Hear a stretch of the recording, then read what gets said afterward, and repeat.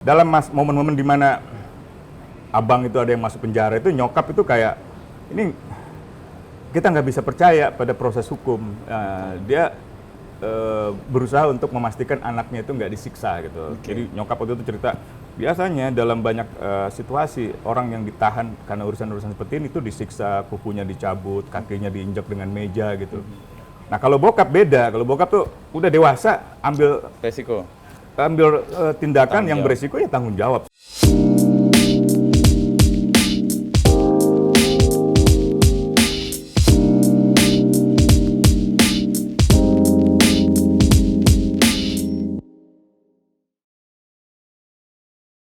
Itu tahun 90. Ya mungkin 90 berapa ya? 94, 95 mungkin. Oh kita masih muda dan berbahaya. Sekarang Nggak berbahaya. butuh kopi. Butuh kopi. Ini udah mulai belum sih? Kita lanjut. Mat, gimana ceritanya lo bisa sampai pada Apaan?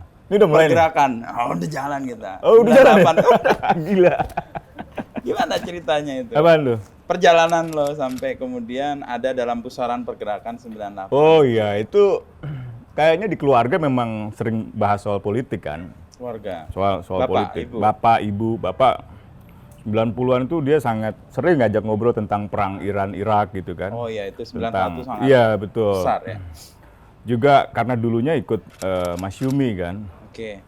Bokap itu di rumahnya banyak sekali koran Masyumi, koran abadi itu.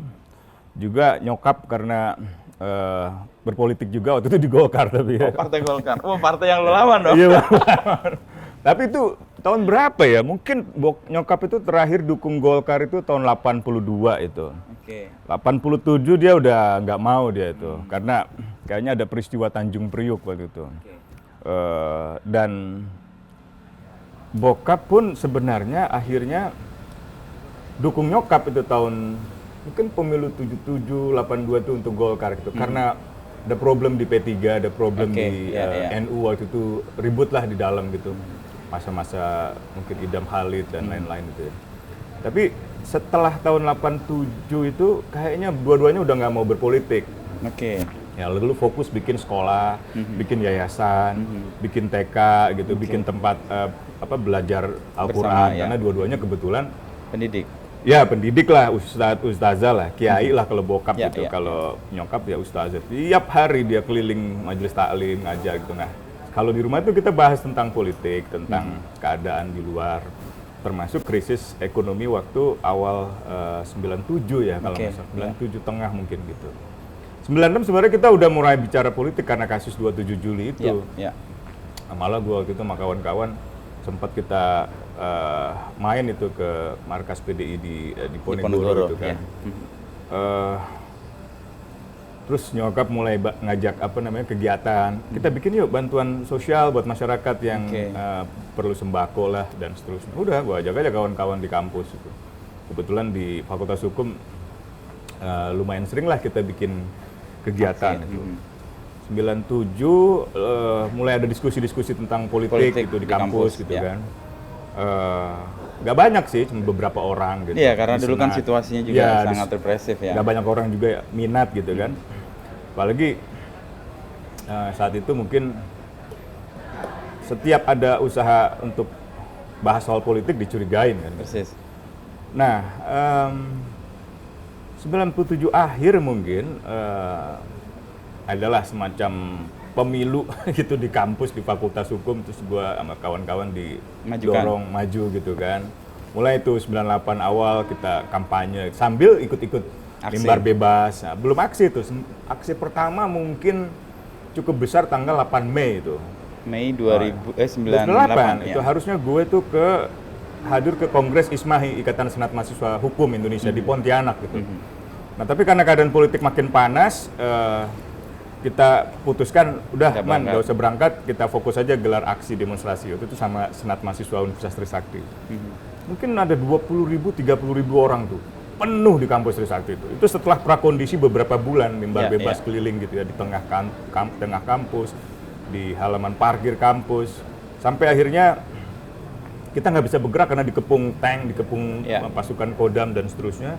Tanggal 9 kita coba nggak bisa, tanggal 10 melibur, tanggal 11 kita coba lagi mimbar bebas, tanggal 12 hari Selasa tuh gede banget itu. Nah itulah yang akhirnya berujung Pecah. dengan penembakan mahasiswa itu. Nah sampai di situ akhirnya gue jadi lebih terlibat di dalam berbagai urusan ya aktivisme ya, urusan politik gitu, urusan politik hak asasi manusia lah. Gitu. Ketemu Munir, ketemu Pak Tamrin Tomagola, ketemu Bambang Wijayanto, ketemu Hendardi, ya, orang-orang yang dulu bergerak di sejumlah lembaga yang cukup aktif menangani mahasiswa-mahasiswa yang diculik gitu, atau mahasiswa yang menjadi korban penembakan tahun-tahun itu. Jadi emang berangkat dari keluarga ya, diskusi Keluarga, ya. politik, lalu aktivisme dari bokap nyokap yang begitu intens, itu kayak memanggil untuk lo juga turun. Iya, yang paling kuat sih nyokap ya, karena di keluarga itu kan sebenarnya keluarga ini latar belakang utamanya santri ya, rata-rata pesantren gitu, Gontor lah atau Darun Najah, beberapa Gontor gitu, abang yang pertama, kedua, ada juga yang lulusan Saudi Arabia gitu, tapi ada tradisi bela diri juga karena bokap ya, dia suka bela diri, dia belajar berbagai bela diri gitu, dari mulai tapak suci, kungfu gitu, taekwondo, karate, itu rata-rata keluarga ada background itu gitu. Gue sendiri ikut tapak suci gitu, adik ikut karate, abang ada jago kungfu gitu. Nah beberapa abang itu sering berkelahi di jalanan. Dalam momen-momen di mana abang itu ada yang masuk penjara itu, nyokap itu kayak ini kita nggak bisa percaya pada proses hukum. Dia berusaha untuk memastikan anaknya itu nggak disiksa gitu. Jadi nyokap waktu itu cerita, biasanya dalam banyak situasi orang yang ditahan karena urusan-urusan seperti ini itu disiksa, kukunya dicabut, kakinya diinjak dengan meja gitu. Nah kalau bokap beda, kalau bokap tuh udah dewasa ambil tindakan yang beresiko ya tanggung jawab sendiri gitu. Kalau nyokap tuh lain tuh, dia cari cara gimana caranya untuk membebaskan anak-anak. Nah di situ gue belajar tuh nganter ikut nyokap gitu. Nah kebayang sampai kemudian lo terlibat lebih jauh ya di 98 itu, selain gerakan yang tanggal 8 lalu memuncak tanggal 12 itu, apa momen yang membuat lo merasa harus ini jadi jalan, dan kemudian sampai sekarang kan lo di jalan ini kan? Ya sebenarnya momen-momen ketemu dengan keluarga korban ya, ketemu keluarga yang kehilangan anak-anaknya itu. Jadi misalnya ada Ibu Karsiah itu, anaknya Hendriawansi, satu-satunya. Dia tinggal di Kalimantan, lahir besar di Kalimantan. Dia berharap banget anaknya bisa kelak jadi seorang ekonom, membahagiakan keluarga. Yang UI ya, UI ya. Trisakti. Trisakti ya. Oh ya meninggal, gitu kan. Nah, dan itu menggoncang kehidupan mereka itu, sampai suami istri ini Bu Karsia dan suaminya tuh bercerai. Karena Bu Karsia mungkin memilih untuk tetap di Jakarta, memperjuangkan keadilan. Belakangan dia juga mengalami gangguan jiwa gitu, jadi ada semacam kesehatan mental yang terganggu, yang berkurang, bahkan menurut saya udah tergolong rusak ya. Akibat dari menanggung rasa sakit itu, menanggung penderitaan yang begitu panjang, kehilangan anak. Ya bukan sekedar kehilangan anak di rumah kan, tapi masa depan kan yang mereka bayangkan akan ada. Ketemu keluarganya Elang Mulia Lesmana, Bu Teti, Om Boy gitu. Ketemu keluarganya Heri Hartanto, ketemu keluarganya Hafidin Royan, itu ya hal yang membuat gue merasa kayaknya kita harus bikin sesuatu lah, atau paling nggak meneruskan apa yang dilakukan oleh anak-anak mereka gitu. Kayak Bu Syahir itu, Bu Lasmiati itu, dia memendam satu cerita yang membuat dia merasa bersalah gitu. Atau misalnya gini, malam-malam di mana malam-malam terakhir sebelum dia kehilangan anaknya itu, sebenarnya anaknya suka pulang malam dan ya karena mungkin ikut kegiatan kampus, juga karena menyikapi keadaan politik gitu ya. Suatu hari bapaknya itu sampai sempat terlontar kata itu, ya udah nggak usah pulang sekalian gitu. Sebenarnya itu biasa kan anak-anak dalam kehidupan keluarga. Ya keluarga pulang gitu. malam, kita udah nggak usah pulang aja deh. Nggak usah pulang deh. Ya mungkin nggak bermaksud sebenarnya. Nah itu terpendam itu dalam cerita Ibu Lasmiati itu, sampai sekian tahun kemudian dia baru bisa melampiaskan itu ke Pak Syahir, ke bapaknya. Kamu sih ada gitu kan, tapi sebenarnya kan bukan salah Pak Syahir, bukan salah ibunya juga. Ini negara memang mengambil pilihan represi terhadap gerakan damai di kalangan kampus itu yang, dan setelah peristiwa Trisakti itu kan masih ada rentetan penembakan terus kan. Semanggi. Bahkan Trisakti bukan yang pertama, mungkin yang pertama Yogyakarta itu Moses Gatotkaca.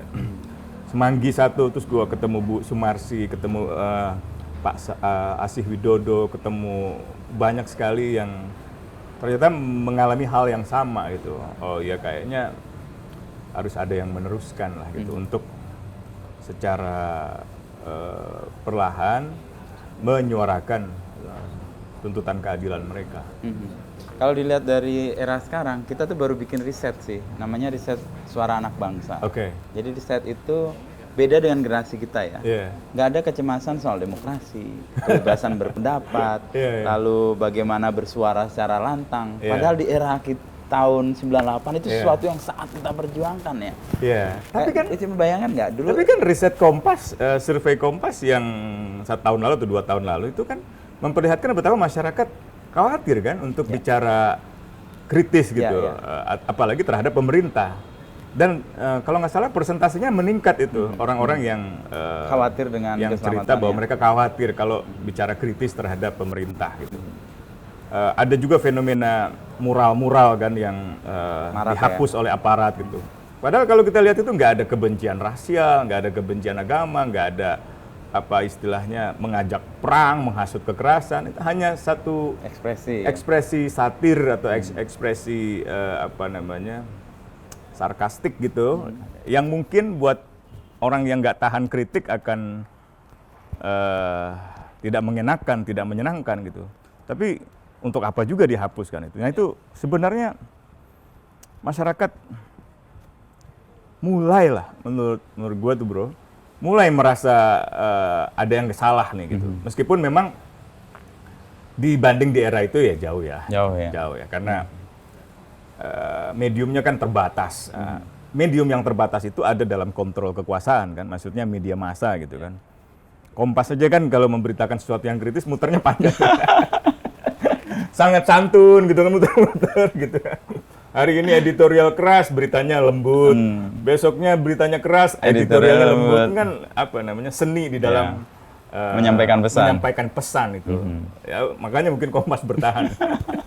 Kalau yang galak-galak banget biasanya nggak bertahan kan.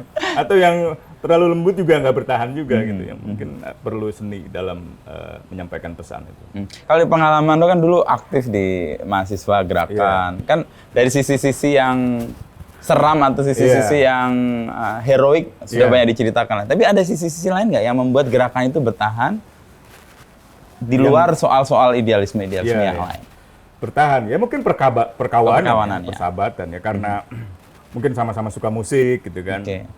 Kan banyak musik-musik yang ketika itu kita jadikan rujukan untuk melawan gitu kan. Ya kalau di Indonesia mungkin musik Iwan Fals paling tadi kita ngomong Saung Jabo tadi.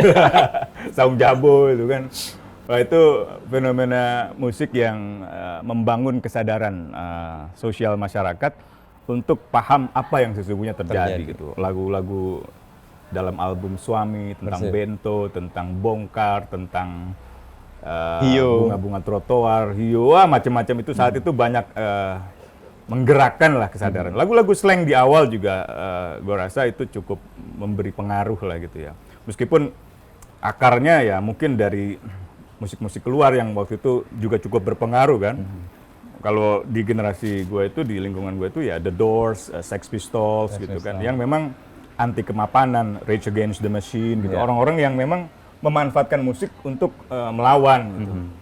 John Lennon mungkin yang paling pertama kali tertanam di benak gue itu karena kelas 6 SD itu gue masih inget ngambil album baru John Lennon Imagine. Kan itu albumnya tebal kasetnya itu, ada liriknya itu bahasa Inggris dan bahasa Indonesia. Nah di situ tuh pesan-pesan yang tertanam. Itu teringat banget itu. Nah mulai kelas 2 SMP ngambil gitar kakak gitu kan, mulai coba mainin itu. Meskipun sebenarnya di keluarga gue tuh tiada hari tanpa ngaji bro. Jadi ada berat bro, bokap kontradiksi atau apa istilahnya tuh ya, paradoks ya. Iya, paradoks yang hidup dalam satu entitas dan realitas yang sama. Jadi kalau bokap ada di rumah, jangan harap bisa main gitar. Nonton TV juga berat. Dibatasi. Bokap itu kalau udah melarang kita nonton TV, dia tidur di depan TV. Jadi kita nggak punya pilihan kan. Kalau jalan masih bangun ya. Beberapa kali ada film yang nggak mungkin kita lewatkan, kita nyalain tapi nggak ada volume gitu. Nonton, bokap tidur di sebelahnya. Waduh, ini. Jadi di masa-masa itu bokap kayak merasa khawatir berat gitu kalau anak-anaknya itu terpengaruh oleh tren-tren yang negatif lah gitu. Gitar itu harus disembunyikan itu. Dan mungkin baru leluasa setelah bokap meninggal. Pas bokap meninggal itu gue sedih dan meninggalkan madrasah itu. Sampai kepala sekolah datang, guru-guru datang. Sayang, Usman harus lanjut, dia bahasa Arabnya bagus, ini bagus dan seterusnya itu. Tapi udah terlanjur patah arang karena memang di keluarga itu kan yang paling memberi semangat untuk sekolah agama bokap, yang membayar bokap. Kalau nyokap bayarnya sekolah negeri gitu. Kecuali abang-abang yang di atas itu rata-rata pesantren semua. Kalau pas generasi gua atau generasi 1-2 di atas gua itu udah negeri. Mungkin nyokap merasa perlu eksperimentain kan. Biasa kan orang tua ingin bereksperimen kalau anaknya di sekolah. Ini hasilnya apa? Santri gimana? Sekolah priai gimana? Sekolah abangan gimana gitu kan? Efeknya apa gitu. Tapi ya akhirnya lebih banyak main musik tuh setelah bokap nggak ada itu. Mulai beli gitar, mulai kumpulin alat musik sampai akhirnya jadi studio di rumah tuh, di lantai 2. Jadi ada majelis taklim nyokap, tapi ada studio musik. Jadi bubaran pengajian hari Sabtu jam 4 jam 5, anak-anak dengan celana robek udah nongkrong semua di depan rumah itu di arah ke, kan kita naik tangganya beda tuh, naik tangga ke studio musik di depan, naik tangga ke majelis taklim di belakang. Jadi potret yang sangat kontras gitu, ibu-ibu berkerudung dengan anak-anak muda. Celana sobek, nyanyi punk, celana buntung, kan, kumpul gitu jadi satu. Nah itu emang masa-masa remaja ya, yang ya penuh eksperimen kali ya. Dan itu yang menjadi perekat untuk gerakan-gerakan juga ya, musik. Banyak sampai sekarang itu kan setiap kali kita ada musisi-musisi kayak waktu itu Tom Morello. Tom Morello kan gitaris Rage Against the Machine. Musisi yang cukup kritis terhadap keadaan isu politik ya, terhadap perang, kekuasaan yang menyimpang. Dia datang ke Jakarta diundang oleh suatu apa ya istilahnya production house atau apa gitu. Tapi dia pingin ketemu aktivis gitu loh, pingin ketemu aktivis. Ketemu lah dong. Ketemu gue lewat Amnesty kan. Ya udah kita bikin lah. Tapi supaya nggak garing gitu kan, karena rata-rata di antara kita bukan musisi beneran, gue undang lah Once, gini-gini Cek. Oke, gue ikut ya. Mantep banget nih kalau Tom Morello datang lah kita ngobrol Once, kemudian Tom Morello gitu. Yang lucu itu hari itu kita udah nyiapin satu lagu bro, untuk kita nyanyiin. Once vokalnya gitu kan. Itu tahun berapa, sorry man? Tahun berapa? Aduh lupa. Tom Morello 2000-an? Ya. Ternyata yang kita sewa alatnya itu tanpa instrumen, akibatnya nggak jadi tuh, nggak jadi jam session. Tapi ya orang-orang kayak Tom Morello gitu kan, sampai sekarang dia masih kritis lah. Kalau kayak Sex Pistols, The Doors tuh rata-rata udah meninggal semua kan, atau Kurt Cobain, Nirvana atau siapa lagi gitu, Jimi Hendrix, semuanya rata-rata udah meninggal dan mati muda rata-rata. Itu inspirator musik pergerakan yang banyak menginspirasi bergerakan. Terutama Bob Marley juga. Bob Marley juga kuat itu pengaruhnya. Jadi kita bukan hanya terpengaruh pada cara dia berpakaian ya, atau warna-warna Jamaika yang memang unik ketika itu, eksentrik gitu. Tapi juga pikiran-pikiran di dalam lagu-lagu dia yang syair-syairnya yang membawa pesan-pesan kritik sosial, perdamaian, cinta gitu. Cinta dalam arti yang universal ya. Iya. Di era itu kan kita punya pengalaman di 93 yang Metallica. Oh ya. Ya itu kan salah satu masa di mana kita juga ngerasa ada perlawanan yang sangat keras ya. Kuat, Metallica pesan-pesannya kuat banget gitu. Menurut gue lirik-lirik rock yang ketika itu keras tapi penuh politik, salah satunya Metallica. Dia mungkin segenerasi dengan Guns N' Roses, dengan Skid Row gitu. Secara musik gue lebih suka Guns N' Roses. Tapi secara lirik Metallica lah, itu Di era Lebak Bulus lo di mana waktu itu? Ikut ikut Lebak Bulus, apa namanya tuh yang UI Yang ini, Senayan. Balairung, Gor Tanabang, itu tempat-tempat yang sering dipakai untuk konser-konser musik luar kan. Lebak Bulus itu gue kayaknya nggak datang ya. 93 itu ya? Iya, 93. Enggak itu, tapi yang tahun 2000-an gue datang itu. Guns N' Roses 2 kali itu. 2 kali datang, 2 kali gue nonton gitu. Kalau Rolling Stone gue nonton pertama di Sydney di Australia, kedua di Polandia itu. Wah, itu harga tiketnya ampun tuh bro. Itu tabungan. Tapi karena suka ya dihajar aja ya? Oh, pernah nonton gratis juga di Belanda tahun 2002. Pas kuliah? Gara-gara habis kontras diserang, terus Munir bilang, ini karena yang diserang salah satunya kita, artinya Munir dan gue gitu kan. Saya kamu nggak usah dulu lah di Jakarta.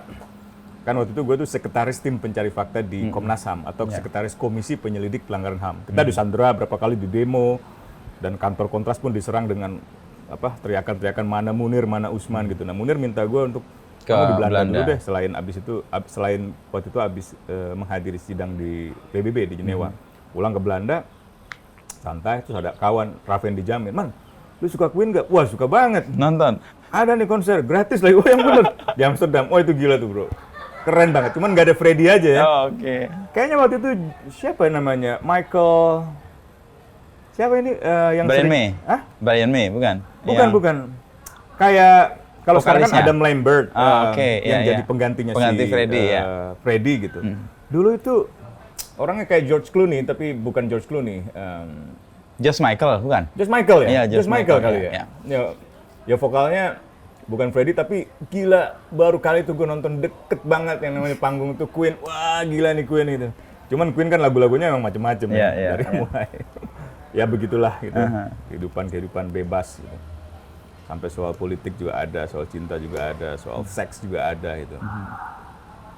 Ya itulah musisi-musisi yang menurut gue banyak berpengaruh terhadap generasi kita kali ya, generasi 90-an gitu. Dan waktu itu kan siasat untuk menggunakan musik itu kan siasat yang agak memutar kan? Iya. Nggak sangat mudah kan untuk menyuarakan itu. Iya, kayak Iwan Fals itu kan kalau mau, ya banyak orang menafsirkan kata bento itu kan maksudnya Bambang Soeharto ya, Tommy Soeharto gitu kan. Tapi dia membuat istilah yang juga berhasil membuat orang paham tanpa dia secara literal gitu ya, secara eksplisit mengkritik kekuasaan yang lagi kuat-kuatnya gitu kan. Jalan melingkar yang jenius kan sebenarnya. Jalan melingkar yang jenius yang sangat menyatakan sikap tapi tanpa harus dia ditahan. Nah itulah sastra ya menurut gua, kekuatan sastra di situ, kekuatan apa namanya seni di dalam memberi kritik terhadap keadaan. Tahun ini kan kita 25 tahun ya? Iya, seperempat abad. Seperempat abad. Lalu kalau melihat apa yang sedang terjadi, lalu gerakan mahasiswa berevolusi dan keprihatinan yang bergeser, itu lo merefleksikannya gimana? Merefleksikannya, pertama kalau dari segi waktu ya, gue tuh merasa kehancuran. Jadi Indonesia itu kan bukan negara yang nggak pernah mengalami demokrasi. Ya. Tahun 50-an mungkin awal-awal itu salah satu periode terbaik eksperimen demokrasi kita, sistem dan praktik demokrasi di Indonesia gitu. Tapi kemudian hilang akibat lahirnya otoritarianisme di era Soekarno tahun 59 sampai 65 dan kemudian di era Soeharto. Totalnya itu kurang lebih 40-an tahun kan. Jadi kalau sekarang kita refleksi dari segi waktu, sebenarnya ini baru separuh perjalanan gitu. Jadi mungkin masih perlu separuh perjalanan lagi untuk memperbaiki sendi-sendi yang rusak itu atau mengumpulkan kembali puing-puing kehancuran yang sudah kehidupan sosial dihasilkan. politik yang dulu hancur itu, tentang tenggang rasa, tentang politik yang demokratis, tentang kebebasan, tentang partisipasi, tentang keadilan sosial gitu. Yang kedua, kalau diukur dari periode demokrasi yang lalu dan yang sekarang, mungkin ini periode demokrasi terpanjang, bro. Kalau disebut tahun 50 ya, misalnya 50, 55, lalu sampai 60, 65 itu berapa? 15 tahun. Atau tahun 55 misalnya, ke 59, cuma 4 tahun bro, periode demokrasi yang sangat kuat ya. Nah kita ini udah 20 tahun dan 25 tahun bahkan gitu. Jadi menurut gue, pantaslah kita bersyukur untuk proses demokrasi yang bisa bertahan lama gitu. Memang belum sempurna, tapi ini periode terpanjang gitu. Yang kalau kita rujuk ilmuwan politik Arne Liphart itu dia bilang kalau sebuah negara itu sudah melalui fase 19 tahun proses demokratisasi dengan pemilihan umum yang tidak diinterupsi oleh kudeta maupun oleh perang saudara, maka negara demokrasi tersebut bisa dianggap sebagai demokrasi yang stabil dalam skala besar gitu menurut dia. Nah, kita udah lewat itu. Ya, udah 25 meskipun tahun. Tidak mungkin proses perubahan politik itu berlangsung secara mekanistik gitu. Oh, dari otoritarian lalu menuju demokrasi, transisi, habis itu demokrasi penuh. Belum tentu. Itu seluruhnya bersifat terkontestasikan gitu, berkontestasi selalu gitu. Selalu ada usaha untuk memundurkan, selalu ada usaha untuk memajukan lagi, gitu. Nah, kan kita bisa lihat tuh di Thailand berapa kali kudeta. Oleh militer. Myanmar juga begitu kan. Atau negara-negara Timur Tengah yang tahun 2008, 2009, 2010 itu punya euforia tentang revolusi, tentang demokrasi itu mundur dengan kudeta militer di Mesir misalnya, di bawah Jenderal El-Sisi gitu. Jadi gue merasa kita punya pekerjaan rumah masih separuh lagi, meskipun sekarang ini ada semacam situasi yang mundur ya, situasi regresif gitu. Kalau dari atas itu gue nggak punya optimisme itu bro di tingkat negara gitu ya. Jadi kehidupan partai politik semakin menurun kualitasnya gitu. Institusi-institusi penegak hukum semakin melemah independensinya. Media juga semakin dikendalikan oleh oligarkisasi dan monopoli gitu. Juga politik polarisasi dari tingkat atas itu terus direproduksi dalam momen-momen elektoral. Tapi dari tingkat bawah, gue punya optimisme gitu karena kita lihat nggak usah jauh-jauh ya gerakan reformasi di korupsi tahun 2019. Ya. Itu yang turun gerakan mahasiswa, pelajar, buruh, petani, perempuan, dan kelompok-kelompok minoritas. Dan mereka bukan hanya menyuarakan isu-isu kebebasan yang tradisional seperti kebebasan berpendapat, berekspresi, yang kita suarakan dulu ya. Yang kita suarakan dulu, termasuk sistem pemilu yang berintegritas, pembatasan kekuasaan, tidak boleh diperpanjang 2 periode, pemilihan umum langsung, itu semua masih mereka perjuangkan tuh. Ada tambahan. Tapi ada tambahannya, yaitu isu-isu demokrasi sosial, reforma agraria, upah buruh yang meningkat, tanah untuk petani, yang menurut gue itu satu usaha untuk menyempurnakan proses demokratisasi di Indonesia gitu. Nah, memang perlu endurance kan, perlu daya tahan lah ya. Perlu daya tahan. Nah, tampaknya nggak punya daya tahan panjang itu. Dan mungkin karena kecerdikan aktor politik tingkat atas, mereka berhasil kan akhirnya mengegolkan produk-produk kebijakan yang memang pro status quo atau pro kepentingan segelintir oligarki ya. Undang-undang KPK berhasil melemahkan KPK, undang-undang mineral dan batu bara. Bayangkan royalti buat batu bara 0% buat negara. Undang-undang apa lagi? Cipta kerja gitu. Yang ya pemerintah boleh klaim bahwa itu akan menciptakan lapangan kerja, akan membuka investasi. Tapi lapangan kerja yang seperti apa? Kualitas kerja yang seperti apa? Kondisi kerja yang seperti apa? Investasi yang seperti apa? Yang ramah lingkungan atau yang enggak? Yang ramah hak asasi manusia atau enggak? Yang ramah katakanlah energi terbarukan atau enggak sebenarnya? Jadi kita harus bertanya lebih jauh sebenarnya kepada negara, kepada pemerintah, meskipun menggunakan retorika-retorika yang positif gitu ya, bahwa ini demi kemajuan bangsa, demi pelaksanaannya masyarakat itu. Tapi kita harus teropong lah lebih detail itu. Benar nggak sih untuk kesejahteraan masyarakat, kesejahteraan rakyat? Kalau iya, kenapa upah buruh ditekan? Kenapa upahnya turun? Kenapa investasi itu lebih banyak diorientasikan pada investasi luar negeri dengan tawaran upah murah, tanah murah? Itu kan belum pernah dihitung. Jadi negara hanya mikir, pokoknya kalau Heidelberg itu diboleh atau PT Semen itu dibolehkan bikin tambang, maka supply ke Heidelberg akan lancar, meskipun kita mempertanyakan ketika itu, kan Indonesia sudah surplus 5 juta ton emas. Kenapa harus bikin tambang baru? Nah, ternyata untuk supply ke luar negeri, ke Jerman salah satunya. Dan di Jerman memang gunung-gunung kars itu udah dilindungi. Udah nggak boleh lagi diambil untuk misalnya membuat semen gitu ya. Nah, itu memang jelas hitungannya itu secara matematik gitu ya. Kalau diekspor berapa devisanya buat negara. Tapi kan bukan berarti yang perkebunan, pertanian masyarakat itu nggak ada nilai Nilainya, ekonominya. ya. Hanya negara tidak menghitung itu, tidak membuat kalkulasi yang teradministrasi dengan baik. Termasuk efek jangka panjangnya kan gitu. Berapa lama sih kalau tambang itu dibuka, masyarakat jadi satpam ya, dan seterusnya gitu. Mereka udah ngerti kok. Berapa sih Pak jadi satpam? Paling 4 juta gaji misalnya gitu. Mungkin kami hanya dapat 8 bulan sekian juta gitu, tapi kehidupan kami tetap bisa bertahan dengan baik gitu. Dan mereka nggak membayangkan kehidupan yang sejahtera itu dengan misalnya rumah beton. Nah, rumah-rumah mereka kayu. Tanahnya lantainya tuh tanah. Dapur-dapurnya rata-rata masih ada ternaknya tuh. Itu menarik gitu. Gue sampai bawa anak-anak gue yang masih kecil-kecil itu untuk nginep di Kendeng gitu, Pegunungan Kendeng. Karena sebelumnya gue sering cerita sebagai cerita pengantar tidur tentang pahlawan-pahlawan yang menjaga bumi, yang menjaga air gitu. Terus mereka pengen ketemu, gue bawain aja tuh, ketemu Gunarti, ketemu Kanggun,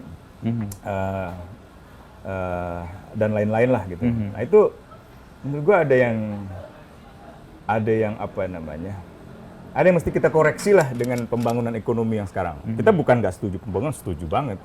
Tapi pembangunan yang berkelanjutan, pembangunan yang memikirkan bukan hanya manusia, tapi juga alam raya dan satwa itu.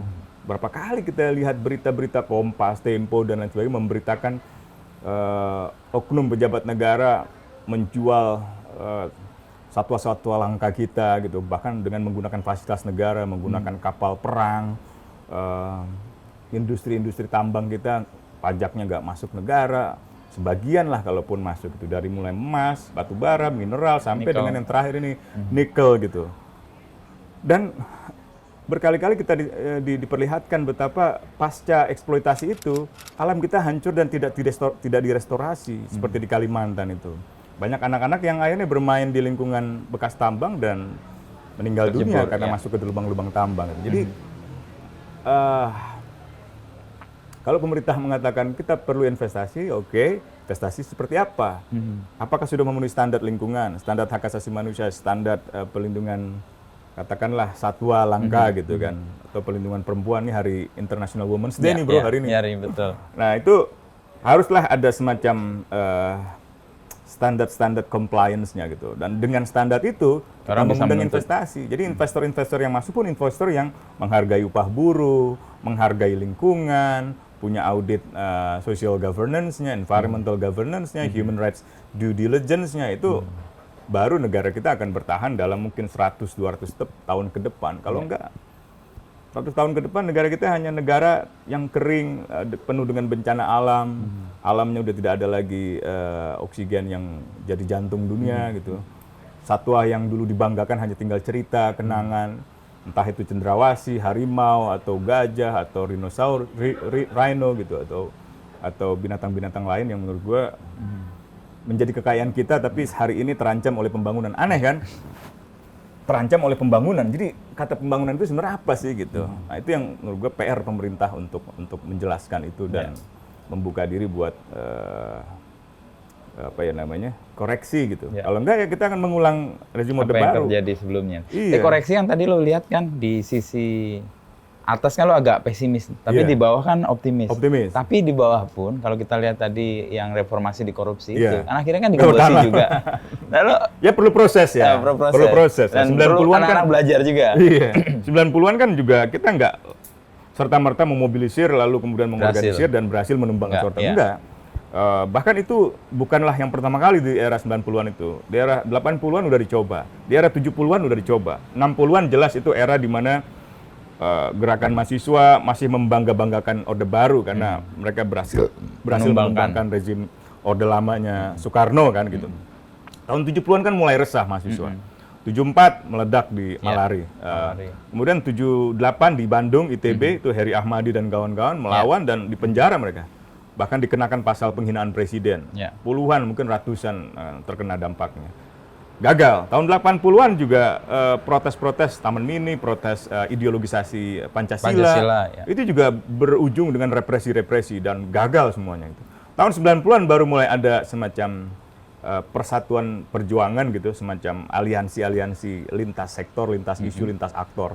Dari mulai mahasiswa, karena mahasiswa punya kemampuan mobilisasi, lalu kemudian kelompok-kelompok aktivis organisasi non pemerintah seperti LBH dan lain-lain sebagainya, lalu kemudian oposisi yang sifatnya berbasis pengetahuan dan intelektualitas seseorang gitu ya, kayak waktu itu ada Gus Dur, ada Marsilam Simanjuntak, ada Rahman Toleng, ada Ali Sadikin, dan yang keempat adalah orang-orang partai yang ketika itu partainya tidak beroposisi, tapi secara pribadi mereka mengambil jalan oposisi. Gitu. Ya, itu muncul banyak Haryanto Taslam, Ripka Ciptaning, Aberson Sihaloho, misalnya kalau bicara PDI gitu.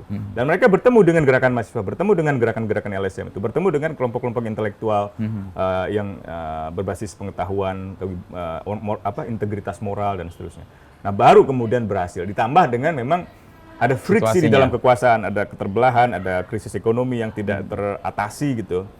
Jatuhlah dia gitu. Nah, mungkin yang sekarang ini kita tertolong oleh utang. Yang menyatukan. Secara ekonomi seolah-olah masih jalan, padahal itu kalau nggak ada utang mungkin ekonomi di atas itu hancur itu mungkin. Mungkin itu ekonomi rakyat di bawah masih jalan. Karena mereka lebih mandiri ya. Lebih mandiri dan selalu menemukan cara bertahan. Nah, krisis ekonomi 98 kan gitu. Ekonomi sektor informal justru berjalan terus, bertahan dan terus. Dan mensupport malah itu. Malah memberi support gitu untuk daya beli, daya jual dan seterusnya gitu. Nah, ini yang kayaknya negara nggak lihat itu. Mungkin karena pengelola negaranya banyak menjadi komisaris dari perusahaan-perusahaan investasi. Termasuk teman-teman lo juga. Mengalami komisarisasi gitu, selain mengalami korporatisasi itu. Akibatnya bingung mereka mengambil sikap. Gitu. Gue kan komisaris independen, iya nggak ada masalah. Masalahnya adalah lo sebagai komisaris independen bersuara nggak secara independen. Misalnya kalau katakanlah seorang kawan jadi komisaris untuk urusan proyek Mandalika gitu kan, petani-petani, peternak, penggembala diintimidasi.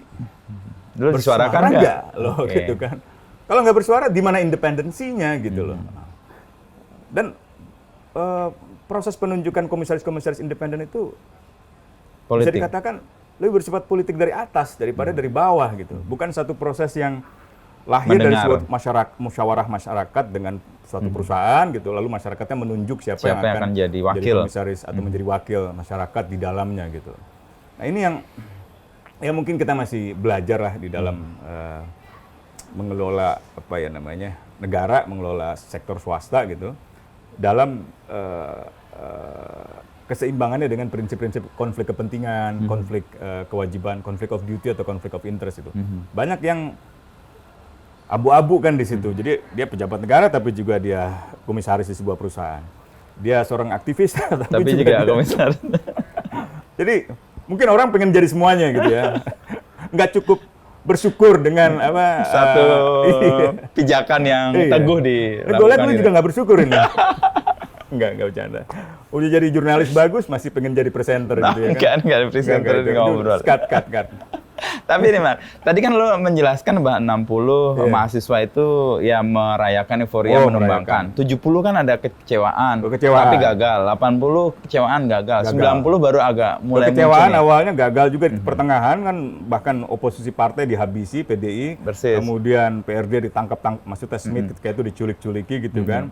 Beberapa usaha perlawanan gerakan masuk dari kampus seperti Makassar, UMI tahun 96 itu dibubarkan, diserang pakai tank, mereka lari ke sungai sampai ada banyak yang mati.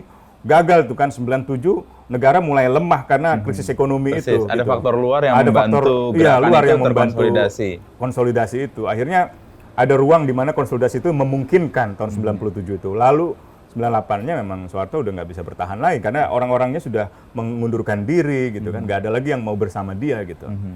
Nah itu yang mungkin berbagai faktor yang gue rasa nggak bisa dijelaskan secara tunggal karena gerakan mahasiswa saja atau karena krisis ekonomi saja gitu atau karena ketiadaan dukungan internasional gitu. Kalau lihat sejarahnya kan berbagai negara itu memang nggak lepas dari pengaruh internasional. Indonesia menjadi seperti sekarang karena pengaruh internasional juga. Dulu kalau kita bicara politik kan kita nggak punya tabu dalam arti lo datang dari tradisi santri, seorang Muslim yang sangat taat, ada kawan kita ada yang seorang komunis, nggak ada masalah. Atau kawan kita lagi ada yang merasa ya gue nasionalis gitu, nggak ada masalah. Semua berpolitik, semua mendirikan partai politik dan semua saling bersaing secara sehat. Bahkan isu-isu bahwa komunisme itu nggak pernah mau menerima demokrasi, dalam praktik di Indonesia itu dia menerima demokrasi, dia mengikuti pemilu. Tahun 55 misalnya itu, Partai Komunis Indonesia partai yang sah, partai yang mengikuti jalan pemilu dan tidak memilih jalan-jalan yang dibayangkan orang sebagai jalan di luar koridor demokrasi gitu. Tapi kan kemunculan mereka yang terus membesar, yang bukan hanya di Indonesia tapi juga mungkin di Vietnam gitu kan, itu memunculkan kekhawatiran bagi negara-negara Barat ya, ketika itu Amerika misalnya gitu atau Inggris gitu, terutama Amerika lah yang akhirnya banyak mengambil peran intervensionis ke dalam negara-negara yang dianggap tidak mau ikut mereka gitu pasca perang dunia kedua, masa-masa perang dingin lah. Bukan hanya Indonesia, gua kira mulai dari Iran, Guatemala itu tahun 53, tahun 54 itu bagian dari intervensionis CIA, itu ya. Sampai Indonesia tahun 60-an, kemudian Chile tahun 70-an, itu model operasinya sama itu. Meskipun nggak semuanya karena ancaman komunisme gitu, tapi garis besarnya sebenarnya negara manapun yang kurang bersahabat dengan Amerika ketika itu atau mengancam sistem kapitalisme global mengalami intervensi yang luar biasa itu. Bahkan dalam kasus Indonesia jutaan orang mati gitu ya, malam diambil dari rumah, nggak pernah kembali lagi, diculik, di penjara tanpa proses peradilan, dibunuh gitu. Dan yang lebih buruk lagi bukan hanya represi negara itu dikendalikan oleh kekuatan asing, tapi juga masyarakat kita terbelah dua antara yang Muslim dengan yang komunis seolah-olah bertentangan. Iya gitu. Itu satu penggalan sejarah yang sekarang belum pulih dan mengakibatkan tulang punggung politik kita atau subkultur politik kita itu rapuh. Hanya ada dua pilihan yang sangat terbatas kan, antara lo menjadi sangat nasionalis atau menjadi yang religius gitu. Padahal garis tengahnya sebenarnya dulu mempertemukan semuanya, sosialisme gitu. Semua orang yang di masa itu memperjuangkan melawan kolonialisme ya pasti sosialis, pasti Marxis gitu kan. Entah dia Muslim, entah dia Nasrani, entah dia seorang Buddhis atau seorang Katolik, itu pasti dia mendalami pikiran-pikiran Marxis, pemikiran-pemikiran sosialis yang sangat anti kolonial, yang sangat menginspirasi perlawanan bangsa-bangsa dunia ketiga ketika itu melawan kolonialisme Barat kolonialisme Belanda, Portugis, Prancis gitu dan seterusnya gitu. Cuman itu hilang semuanya sekarang. Jadi Usman Wisnu boleh bikin partai, bebas kok Indonesia bikin partai, tapi nggak boleh partai komunis ya. Gitu. Boleh bikin partai, tapi nggak boleh partai sosialis ya. Gitu. Boleh bikin gitu-gitu. Jadi kita punya kebebasan, tapi masih ada tetapinya gitu, batasannya gitu. Sama seperti dalam beragama kan. Ya boleh aja Anda menjadi Muslim dengan segala mazhab apapun kecuali Ahmadiyah misalnya gitu kan, atau kecuali Syiah gitu. Jadi kita masih sering dihadapkan pada retorika yang membelah gitu, yang sebenarnya harusnya diberi ruang dikesampingkan lah. Yang jauh lebih esensial itu apakah Anda membela misalnya hak asasi manusia atau tidak, apakah Anda melawan korupsi atau tidak, apakah Anda membela kelestarian lingkungan atau tidak, itu kan jauh lebih esensial gitu. Dan hampir menjadi... Dan itu universal juga kan? Ya universal, dan ada di semua tradisi filsafat, tradisi ideologi, tradisi agama gitu kan. Nah cuman, memang nggak mudah nih memulainya. Sekarang ini kita dikepung oleh dua itu kan. Dan salah satu kemunduran demokrasi menurut Fedi Hadis ya karena berkembangnya hypernasionalisme ini. Nasionalisme yang berlebihan itu. NKRI harga mati, Pancasila, apalagi Bhinneka Tunggal Ika. Tapi semua berhenti di retorika. Esensinya nggak dilaksanakan gitu. Jadi orang bisa merampok uang negara dengan sambil pada saat yang sama berpidato anti korupsi gitu. Orang bisa menguras kekayaan alam secara besar-besaran dan hanya untuk kepentingan dirinya sambil berpidato tentang Pancasila. Nah itu yang sekarang terjadi sebenarnya. Jadi antara ini sampai gue bikin lagu nih. Dia bisa melakukan kekerasan dengan lencana sebagai penegak hukum. Benar gitu. Pidatonya makin Pancasila tapi perilakunya makin jauh dari kata itu gitu. Dan itu selalu membuat gue berenung gitu. Kenapa ya? Apa memang kekuasaan itu cenderung korup gitu atau cenderung berdusta gitu? Apakah kekuasaan itu selalu cenderung dekat dengan dosa misalnya gitu? Atau enggak sih sebenarnya itu? Kan kalau kita lihat sejarah orang menyusun konsep politik negara, konsep kekuasaan itu kan sebenarnya tujuannya untuk pelayanan, untuk perlindungan, untuk kesejahteraan gitu ya. Tapi kita sekarang dihadapkan pada praktik di mana negara kita justru memperlihatkan negara sebagai sumber penyalahgunaan kekuasaan, sebagai sumber korupsi gitu. Nah ini yang mungkin perlu dipikirin sama Wisnu Kompas. Iwan Fals sudah menyinggung itu dengan lagu yang sangat keras kan. Apakah selamanya politik itu kejam? Benar itu. Apakah selamanya? Iya. Itu yang pertanyaan-pertanyaan dasar yang kemudian membuat kita berpikir politik itu apa esensinya sebenarnya? Politik kan mestinya sesuatu yang sifatnya mulia ya. Artinya ya ada yang bilang seni untuk mencari segala kemungkinan ya. agar terwujud cita-cita membentuk kekuasaan itu. Ada juga yang menyebutnya ya untuk mencapai kebajikan, gitu, untuk mencapai virtue gitu dalam konsep-konsep Aristotelian gitu. Atau untuk melindungi kehidupan gitu dalam banyak tradisi agama kan. Ya. Nah, dalam tradisi Islam ya melindungi kehidupan, melindungi akal berpikir, melindungi keluarga, keturunan, melindungi properti, harta, melindungi agama sebagai moralitas publik gitu. Dan itu memang sulit kalau kita lihat dalam praktek politik Indonesia. Pak Mahfud belum lama ini kan dia bilang susah nih negara kita udah terlalu rusak karena baik itu swasta, pejabat, menurut Pak Mahfud itu. Jadi semua udah menggunakan cara-cara yang salah gitu. Nah, tapi Pak Mahfud masih bertahan sebagai Pak Menko, mungkin masih punya optimisme ya, mungkin ya. Atau dia berpikir skeptis dan berusaha bertindak secara optimis gitu. Nah, itu juga pilihan lah itu. Iya pilihan ya. Gue juga memilih itu. Kalau kita berpikir nggak skeptis, ada yang salah tuh dengan pikiran kita nggak kritis lagi gitu kan. Tapi kalau nggak mau bertindak itu jadi masalah kan. Artinya nggak mau mengubah kan. Kalau Karl Marx bilang ya masalahnya bukan bagaimana kita menginterpretasikan keadaan, tapi mengubah keadaan. Tapi bagaimana mengubahnya gitu. Nah, itu kritik Marx terhadap filsafat itu. Filsafat terlalu sibuk memaknai realita. Yang diharuskan adalah mengubah realita.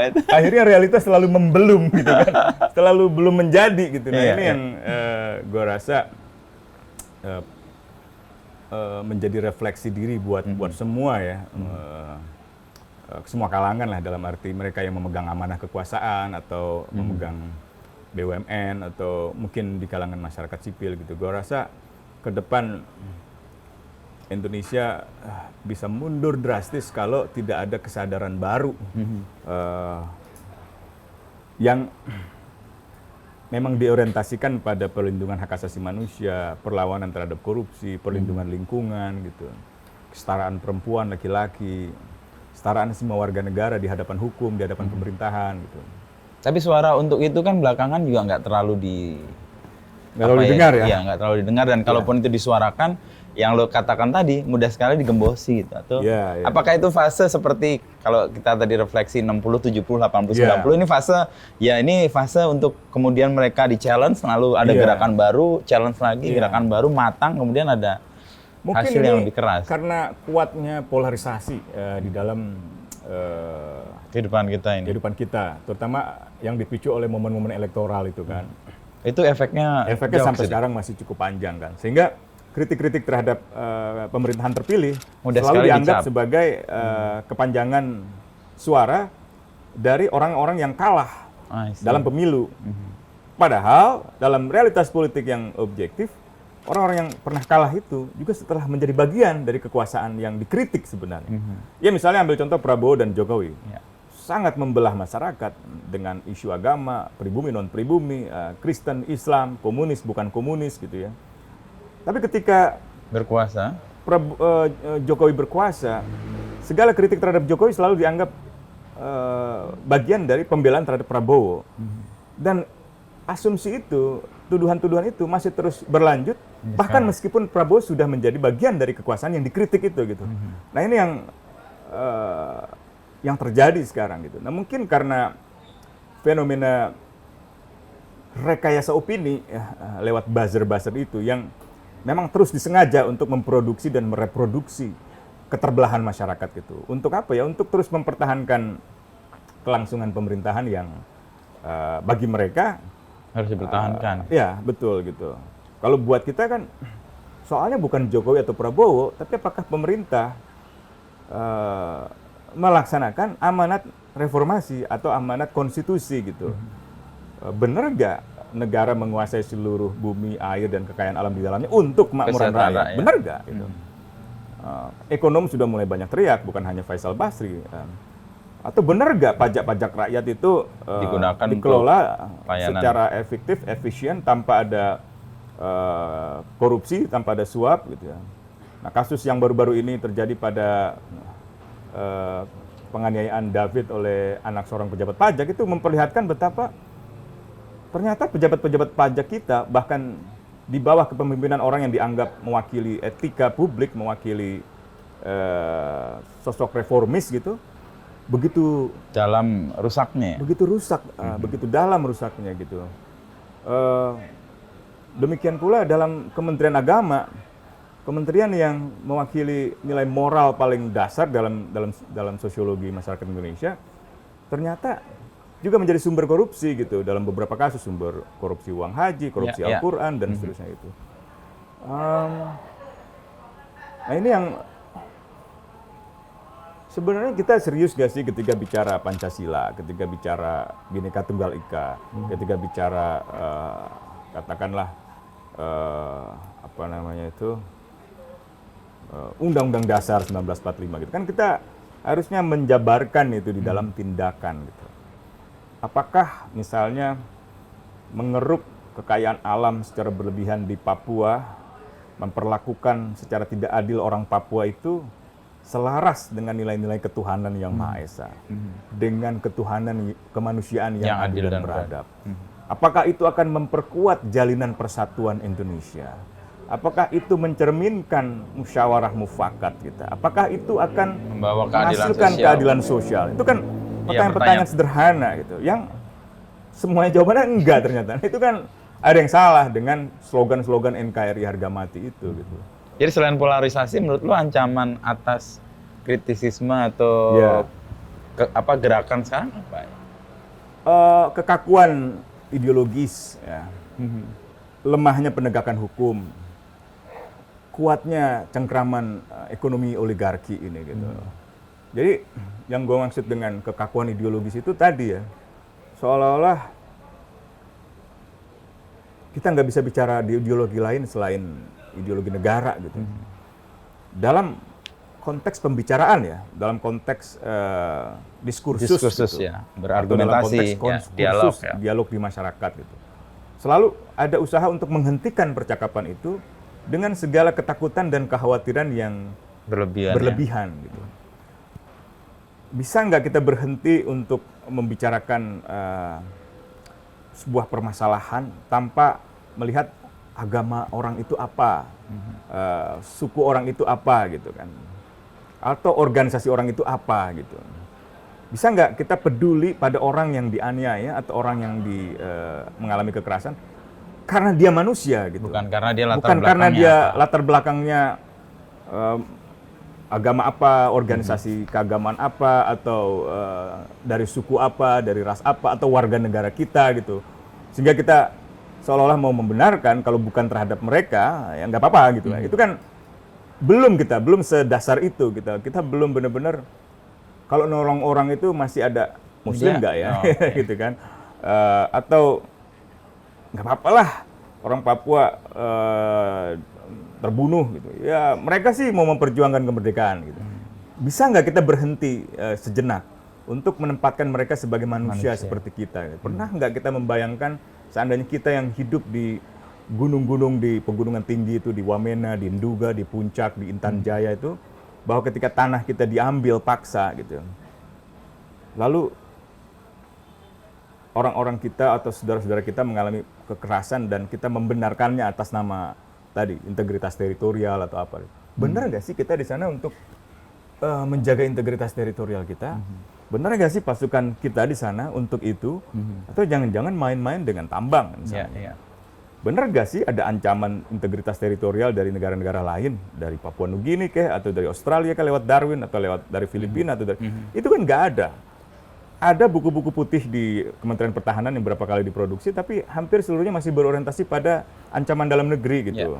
Dulu ya ancaman komunisme gitu, sekarang ya masih ancaman terorisme atau ancaman misalnya separatisme gitu. Nah kita belum tuh memecahkan masalah-masalah itu dalam semangat persaudaraan sesama manusia gitu. Apalagi kalau udah bicara narkotika, wah pokoknya kalau orang asing tembak mati. Nah, seolah-olah orang asing udah pasti salah dan udah pasti layak dihukum mati, kan belum tentu. Kita seperti nggak pernah berefleksi bahwa di masa kecil, masa remaja, kita punya pengalaman di mana orang, kawan, tetangga, orang yang kita kenal atau nggak kita kenal, kalau memang buruk-buruk, entah agamanya apa, gitu kan. Dan itu sebenarnya yang diajarkan oleh orang tua kita juga masa kecil. Nah sekarang itu nggak tampak dalam praktik bernegara gitu. Orang cenderung marah karena berbeda secara ideologi, berbeda secara agama gitu. Nah yang kedua lemahnya penegak hukum. Ketika orang ribut karena ideologi, karena etnisitas, karena perbedaan suku, agama, hukum tidak hadir dalam perlindungan semua orang secara setara.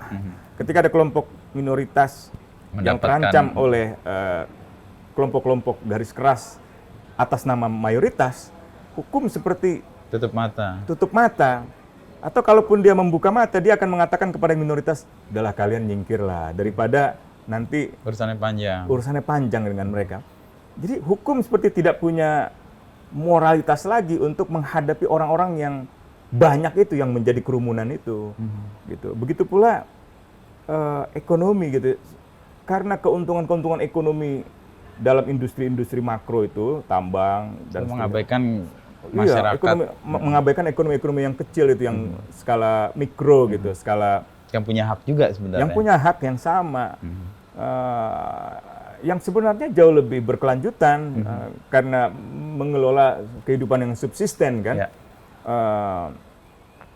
Nggak mungkin kita hidup tanpa hasil-hasil pertanian. Sekaya apapun kita, pangan, sampai pada meja makan, sama selera kita, ya kan, misalnya nasi sayur misalnya gitu kan, atau tahu, tempe gitu ya, atau mungkin lauk pauk yang lain itu kan, mau sekaya apa sih sebenarnya gitu? Apa sih yang membuat manusia itu menjadi berbeda? Saya berapa kali lihat Taipan gitu, Taikun gitu. Sarapannya cuma telur rebus itu. Mau sebanyak apa juga nggak bisa juga kan. Dia mungkin udah hampir memiliki separuh Indonesia atau separuh dunia gitu, tapi sarapannya di meja makan itu ya telur. Nah ini yang harusnya jadi refleksi para pembesar ekonomi itu, supaya mereka mau berbagi gitu, mereka mau menghargai kehidupan masyarakat yang ada di skala sektor informal, skala kecil gitu. Kalau saya keliling Jawa itu, kalau keliling Indonesia itu saya sering berpikir itu bro, ini jalan tol panjang, oke lah mempercepat kita, tapi kok tanah-tanah sawah yang ada di tengah-tengah itu kering, mati, dia nggak punya akses ekonomi gitu, dia harus berputar jauh sekali gitu. Mungkin nggak kita membangun jalan tanpa ada komersialisasi dalam konteks itu gitu. Jadi membangun jalan untuk semua gitu kan, bukan untuk yang membayar. Atau ketika kita bikin pelabuhan, jalan-jalan trans provinsi gitu ya, di Papua atau di Kalimantan atau Sulawesi, itu bisa nggak itu juga menghubungkan pelosok-pelosok masyarakat pada layanan-layanan masyarakat. Orang di asmat, gimana caranya supaya ke rumah sakit jadi lebih praktis. Bukan bagaimana caranya industri tambang bisa di suatu areal bisa lebih cepat ke pelabuhan, sehingga bisa diekspor lebih cepat. Kerasnya bukan itu tuh, itu yang agak mindset pembelaannya tidak ke lokalnya ya. Iya gitu. Nah, dalam industri nikel kemarin kan juga begitu kan, itu makanya terjadi gejolak itu di dalam masyarakatnya. Masyarakatnya juga melawan gitu. Jadi masyarakat itu sebenarnya tuh udah pada tingkat kesadaran lingkungan yang tinggi, cuman mereka belum punya kekuatan aja untuk mencegah praktik eksploitasi lingkungan yang buruk ya gitu. Satwa juga begitu. Berapa satwa kita yang akhirnya punah gitu. Kayak dengan segala macam keresahan yang lo bergejolak di kepala lo, capek nggak sih, Man? Ada kecapean itu. Apa yang membuat lo kemudian bisa bertahan dengan ini semua, nggak tergoda untuk hal-hal yang sifatnya ya udahlah gue udah selesai ini dengan sholat ya. Gila nih, ampun. Meditasi, gaya banget ini. Ya musik sih. Musik, musik. Ya. Dalam musik itu kan kita menemukan satu ruang yang sunyi, ya. Ruang yang sendiri gitu untuk internalisasi ya.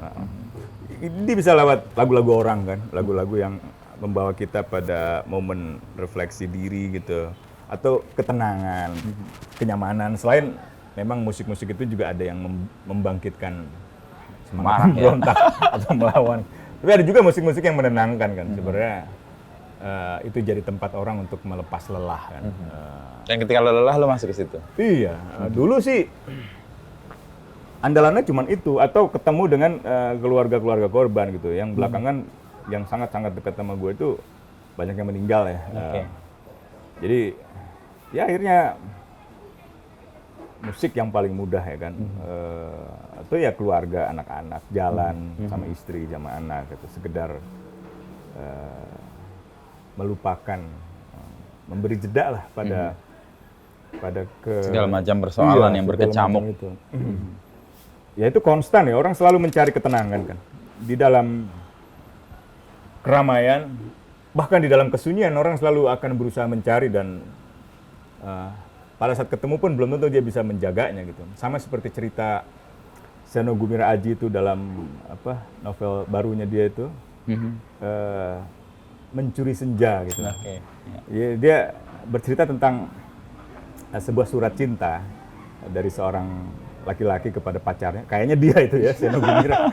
Kemudian dia gambarkan sebagai satu tindakan cinta seorang pacar ini yang ingin membahagiakan pacarnya dengan mencuri senja, memotong senja. Jadi sepotong senja dia kirimkan kepada pacarnya itu. Tapi dalam proses mengambil senja itu dia diprotes banyak orang, karena orang tidak lagi bisa menikmati senja sampai dia melarikan diri, mencari tempat bersembunyi, masuk ke kota-kota yang sebenarnya semua orang nggak peduli dengan senja, karena orang udah nggak menghitung lagi momen-momen keindahan senja itu, sampai akhirnya dia masuk ke gorong-gorong, tapi ternyata dia kembali ke tempat yang sama gitu. Nah di situ dia ada dalam dilema untuk mengembalikan senjanya ke tempatnya dia curi semula, atau dia membahagiakan pacarnya, dan dia kayaknya memilih membahagiakan pacarnya, jadi sepotong senja itu dia berikan kepada pacarnya. Nah itu kayaknya gambaran yang cukup estetik menurut saya untuk melukiskan usaha konstan dari setiap manusia untuk mencari ketenangan,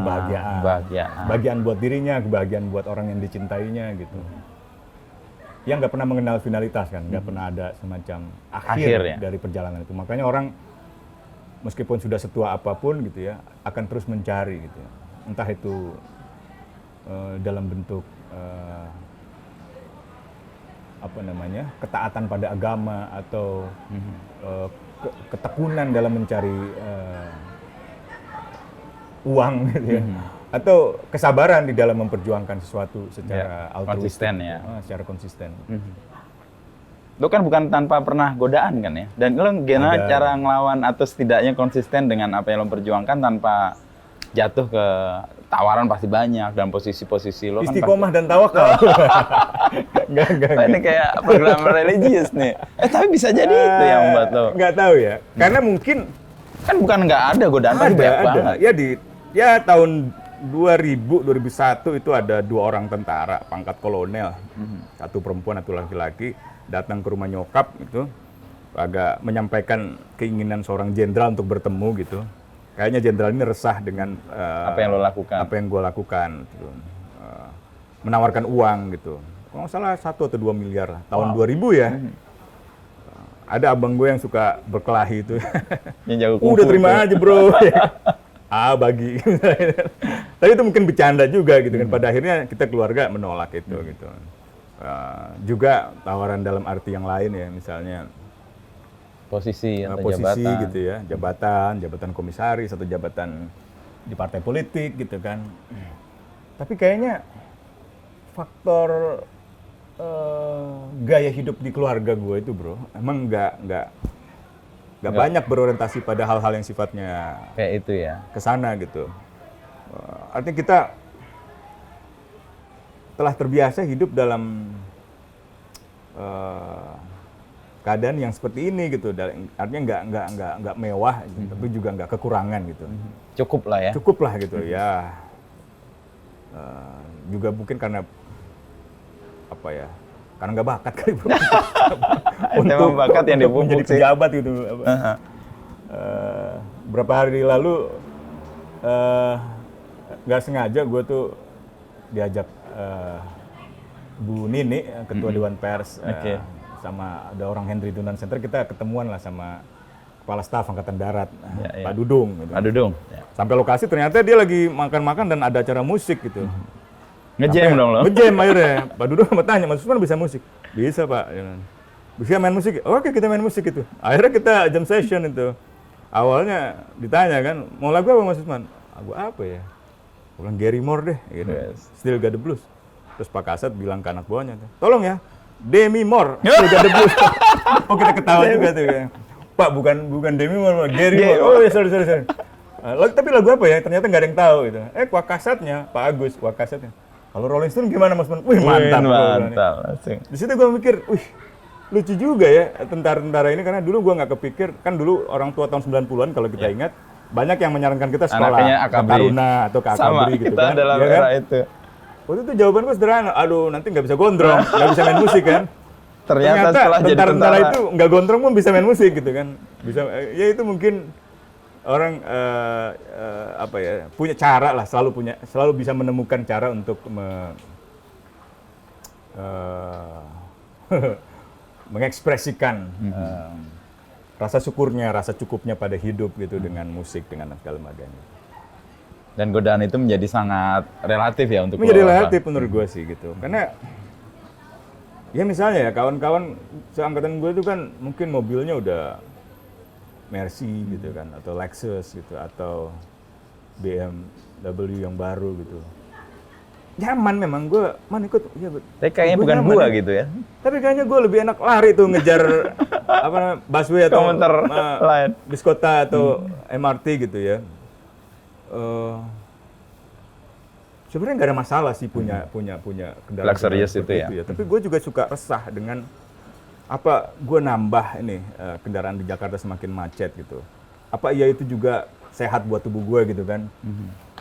Padahal kalau hujan emang agak sial sih berapa kali gue hujan tapi gerimis. Kayak sekarang nih hujan gitu kan, ngejar bus gitu, kuyup di bus kota, di busway gitu, atau di MRT gitu. Tapi kayaknya kalau kita semua mengoptimalkan transportasi publik, gue rasa oke bro. Kecuali gue dari Bogor ya. Kalau dari Bogor tuh ke Jakarta misalnya jam 7, jam 8. Wah itu udah kayak... Aduh berat deh gue naik kereta itu.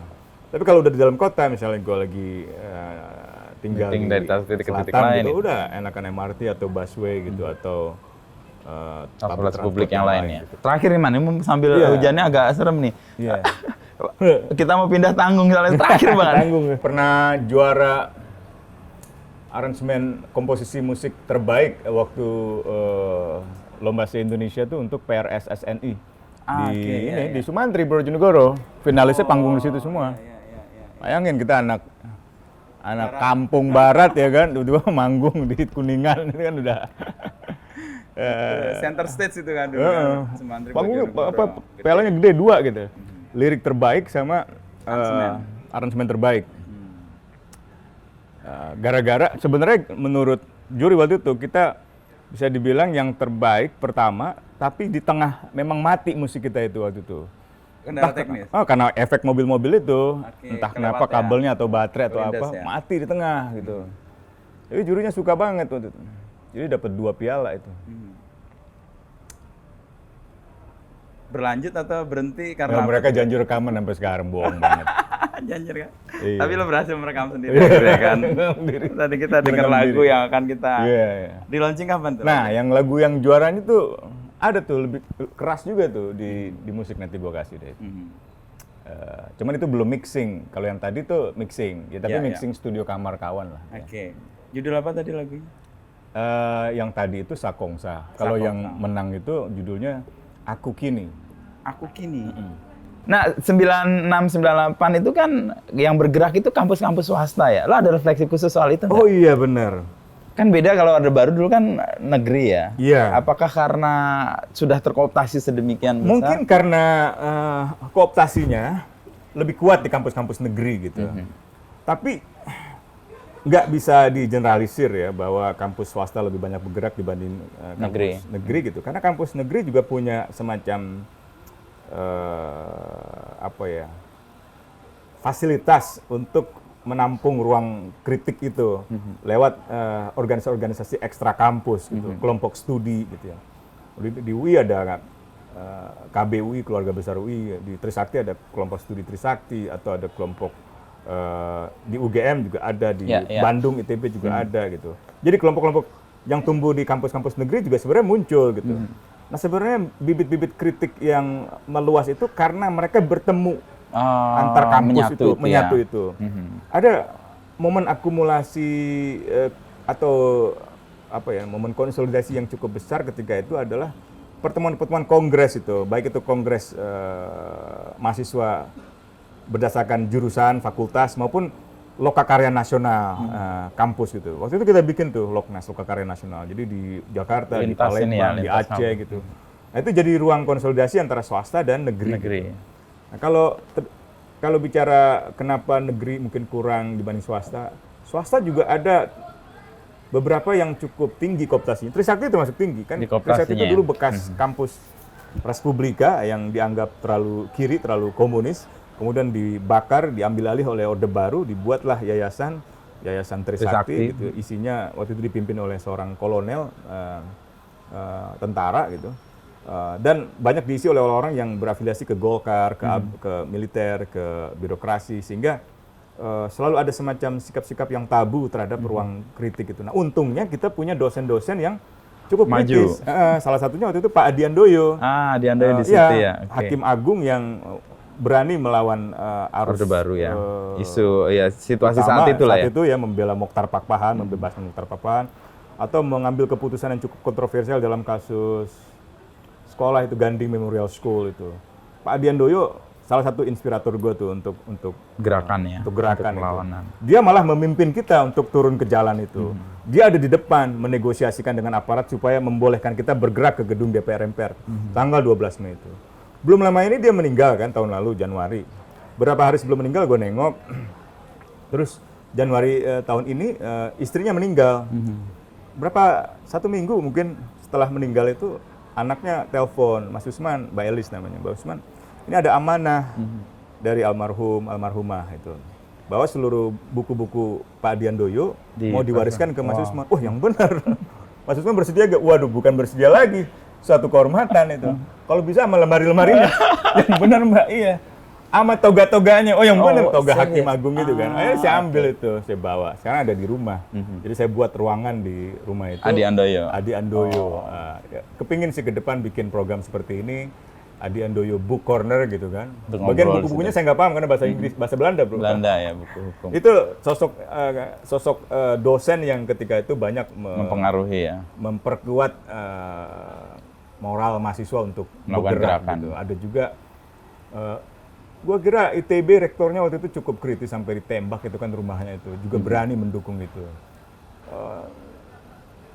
Pak Tri Susilo ketua yayasan di Trisakti cukup mendukung, Pak Tobi Mutis, Pak Mudanton, itu orang-orang yang waktu itu cukup, mereka sih nggak frontal gitu, enggak gitu ya. Tapi kami mendukung aspirasi mahasiswa. Paling ya tapi semangat zamannya waktu itu emang itu sih.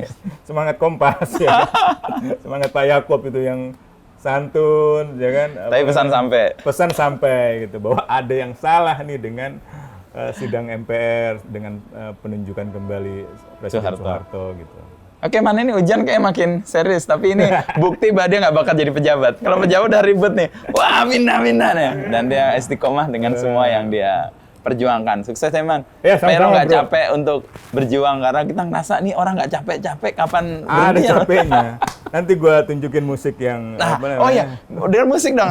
Tadi musik, kita akhiri dengan musik tadi. Kita dengarkan sambil musik Ujan-Ujan tadi. Handphonenya Mas Usman tadi mana? Oh iya, itu dengerin di sini nih, biar rilis di sini. Gua kirim aja pakai itu. Di sini aja kita sambil dengerin sama-sama, nikmati sambil mengakhiri mengakhiri obrolan ini. Nah, Kan suaranya cukup lantang tadi tuh. Oh, thank you. Gue langsung ingat Sawung Jabu dan suaminya. Wah, ya ini kayaknya inspirasi dari karena situ. suara gue bariton. Jadi orang selalu, ya ini kayak Jabo nih man. Bener ya? Gue komentar gue tadi bener kan? Berarti nggak sendiri gue atau bukan orang yang pertama. Dekat dada nih. Oh, dada ini? Ya, karena suaranya di situ.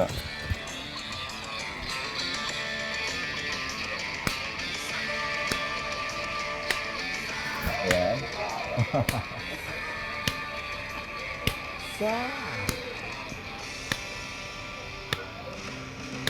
Apakah kuasa cenderung berdusta? Apakah kuasa selalu berpeluh dosa? Jabo! Sawung Jabo. Begitu tak nyata bedanya, apakah tenar dan kuasa membuatmu jadi dewa? Terpicu oleh kasus Sambo juga dan konsorsium Sakongsa Judi. Sakongsa 303.